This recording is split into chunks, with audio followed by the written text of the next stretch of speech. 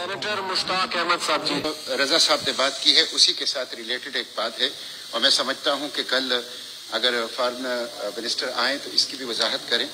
Mister chairman, اس پہ آپ rolling بھی پہلے دے چکے ہیں، لیکن آپ کی رولنگ کے باوجود اس پارلیمنٹ کے فلور پہ، ہاؤس کے فلور پہ ہمیں آگاہ نہیں کیا گیا، اور وہ ہے اسرائیل کو تسلیم کرنے کے حوالے سے کوششیں۔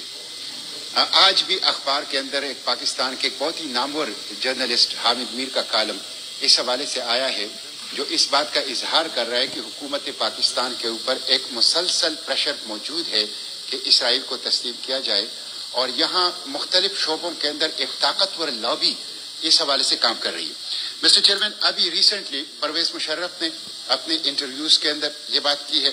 جو فیصل خالد کا مسئلہ تھا کہ وہ پاکستان کے 21 کروڑ آبادی میں واحد یہودی ہے جس کو نادرا نے باقاعدہ پاسپورٹ جاری کیا ہے، یا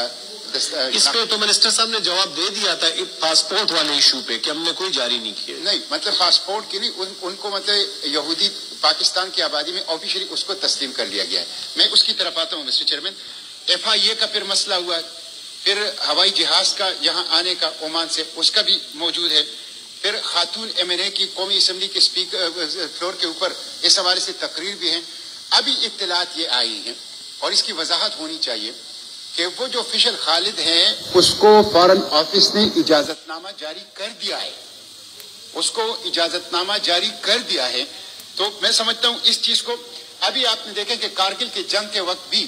یہ بات آئی تھی، اور ابھی بھی کہ جب ہندوستان کے ساتھ ہماری ٹینشن بڑھ گئی ہے تو بیکانیر کے جنگی ہوائی اڈے پر اسرائیل اور ہندوستان دونوں کی جنگی جہازیں موجود تھی، اور یہاں جو بم استعمال کیے گئے ہیں جبا کے اندر، بالا کوٹ کے اندر، وہ بھی اسرائیل ساختہ اسلحہ استعمال کیا گیا ہے۔ وہ جو طارق ہے اس کو جی